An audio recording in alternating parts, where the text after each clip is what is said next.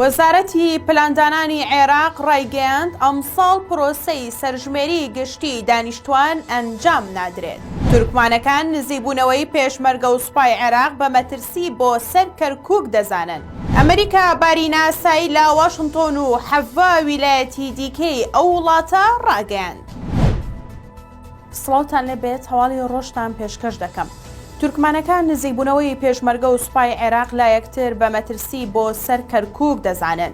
سەرۆکی هاوپەیمانی نەتەوەیی تورکمانی هۆشداری داوالەوەی کاراکردنەوەی ژووری هەماهەنگی نێوان پێشمەرگە و سوپا قەیران و ناکۆکیەکی گەورە لە پارێزگای کەرکووک دروست دەکات. عەباس ئاغا سەرۆکی پارتە تورکمانیەکە لە لێدوانێکی ڕۆژنامەوانیدا بە پێگەی معلومەی وتووە ئەوان خۆیان بۆ هەڵبژارنەکان ئامادە کردووە، بەڵام لەو نێوەندەدا دەبێت کەرکووک دوور بێت لە ململانێ سیاسیەکان و هاتنی پێشمەرگەش بۆ ناوچەکە وەک لایەنێکی سەربازی بە مانای هاوکاریکردنی پێکهاتەیەک لەسەر حسابی پێکهاتەکانی تر دەگەیەنێت. سەرۆکی هاوپەیمانی نەتەوەیی تورکمانی ئەوەشی وتووە دەبێت دۆسی ئەمنی ناوچەکە بەتەنها لەژێر دەستی هێزە فیدراڵەکاندا بمێنێتەوە، بەتایبەت لەگەڵ نزیبوونەوەی هەڵبژارنەکان. لە دوای هێرشە تیرۆریستیەکانی ئەم دوایی داعش لە کەرکووک کە بۆ هۆی شەهید و بریندارکردنی ژمارەیەک پێشمەرگە، حکوومەتی هەرێمی کوردستان داوای کردووە ژووری هەماهەنگی نێوان پێشمەرگە و سوپای عێراق لە ناوچە کێشە لەسەرەکان کارا بکرێتەوە. وەزارەتی تەندروستی و ژینگەی عێراق ئاشکرای کرد دەیانەوێت بڕێک لە ڤاکسینی سپۆتنیک ڤیرۆسی هاوردە بکەن. دکتۆرە ڕووبا فەلاح بەڕێوەبەری گشتی پەیوەندیەکان لە وەزارەتی تەندروستی و ژینگەی عێراق بە ڕۆژنامەی سەباحی ڕاگەیاندووە وەزارەتەکەیان نزیک بۆتەوە لە تەواوکردنی هەموو ڕێکارەکان و دیاریکردنی بڕی هاوردەکردنی ڤاکسینی سپۆتنیکی ڤیرۆسی و تووشێتی. ڤاکسینە ڕووسیەکە بەوە جیا دەکرێتەوە هەڵگرتن و گواستنەوەی ئاسانە و یەکەم ڤاکسینیشە لە جیهاندا کە دژی ڤایرۆسی کۆرۆنا بەرهەمهێنراوە. بەرپرسەکەی وەزارەتی تەندروستی جەختی کردوتەوە هەموو ڤاکسینەکان بەوە جیا دەکرێنەوە کە کارا و سەلامەتن و لەلایەن ڕێکخراوی تەندروستی جیهانی و کۆمپانیا متمانە پێکراوەکانی جیهانەوە پەسەند کراون. وەزارەتی پلاندانانی عێراق ڕایگەیاند ئەمساڵ پرۆسەی سەرژمێری گشتی دانیشتوان ئەنجام نادرێت. عەبدوزەهرە هینداوی وتەبێژی وەزارەتی پلاندانانی عێراق لە لێدوانێکی ڕۆژنامەوانیدا باسی لەوە کرد دوو هۆکاری سەرەکی هەیە ڕێگری لە بەردەم ئەنجامدانی سەرژمێری گشتی دانیشتوان لە عێراق دروست دەکەن کە ئەوانیش تەرخان نەکردنی هیچ بڕەپارەیەک بۆ پرۆسەکە و هاوکات کاریگەریە نەرێنیەکانی کۆرۆنا کە ڕێگە بەکارەکە نادات.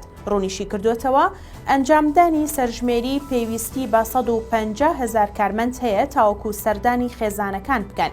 ئەمەش مەترسی تەندروستی لێ دەکەوێتەوە و لەگەڵ ئەو ڕێکارانەدا یەک ناگرێتەوە کە بەمبەستی سنووردانان بۆ بڵاوبوونەوەی کۆرۆنا پەیڕەو دەکرێن. وتەبێژەکەی وەزارەتی پلاندانانی عێراق ئاماژەی بەوەش کردووە بۆ ئەنجامدانی سەرژمێری دانیشتوان داوای 120 ملیار دیناریان لە حکوومەت کردبوو، بەڵام بۆیان دابین نەکراوە. بڕیار بوو لەم ساڵدا سەرژمێری گشتی دانیشتوانی عێراق بکرێت و بەپێی ئامارەکانیش بەگشتی ساڵانە عێراق 1 ملیۆن کەس زیاد دەکات. وەزارەتی دەرەوەی ئێران ڕایگەیاند هەر لایەنێک دەستی لە کوشتنی سلەیمانیدا هەبێت ڕێکاری تایبەت بەرامبەر دەگرنەبەر. سعید خەتیبزادە گوتەبێژی وەزارەتی دەرەوەی ئێران باسی لەوەش کرد ئەو کەسانی کە ڕاستەوخۆ و ناڕاستەوخۆ لە هەر وڵاتێک بن و دەستیان لە تیرۆرکردنی قاسم سلەیمانیدا هەبوو بێت بێگومان بەرپرسیارەتی تاوانەکەیان لە ئەستۆدایە و لە ڕێی ڕێکارە پەیوەندیدارەکانەوە ڕێکاری تایبەتی بەرامبەریان دەگرێتە بەر. ئاماژەی بۆ ئەوەش کردووە هەر راپۆرتێک لەبارەی کوشتنی قاسم سلەیمانیەوە بکرێت لە لای ئەوان ئاشکرایە و لە ڕاستی و دروستی دەکۆڵنەوە. ئەم لێدوانەی گوتەبێژی وەزارەتی دەرەوەی ئێران لە کاتێکدایە پێگەی یاهونیوزی ئەمریکی لە راپۆرتێکدا لەبارەی کوشتنی قاسم سلەیمانیەوە دەستگای دژە تیرۆری یەکێتی تۆمەتبار کردووە بە بەشداریکردن لە پرۆسەی کوشتنی سلەیمانیدا. ئەو دەستگایەش تۆمەتەکەی ڕەت کردەوە. بەهۆی زنجیرەیەک هێرشی ئەلکترۆنیەوە ئەمریکا بارینە ئاسایی لە واشنتۆن و حەڤا ویلایەتی دیکەی ئەو وڵاتە ڕاگەیاند. ئەمڕۆ دووشەمە کۆشکی سپی ئەمریکا با فەرمی ڕایگەیاند هێرشێکی گەورەی ئەلکترۆنی کراوەتە سەر یەکێک لە هێڵە گرنگەکانی سوتەمەنی لە ئەمریکا. بەو هۆیشەوە بارینە ئاسایی ڕاگەیاندراوە. کۆشکی سپی دەژڵێت بارەنە ئاساییەکەی واشنتۆن و حەڤا ویلایەتی دیکەی ئەمریکا دەگرێتەوە. بەهۆی ئەو هێرشە ئەلکترۆنیەوە نرخی نەوت بە ڕێژەی لە 3% لە ئەمریکا بەرز بۆتەوە و قەیرانی سوتەمەنی دەستی پێکردووە.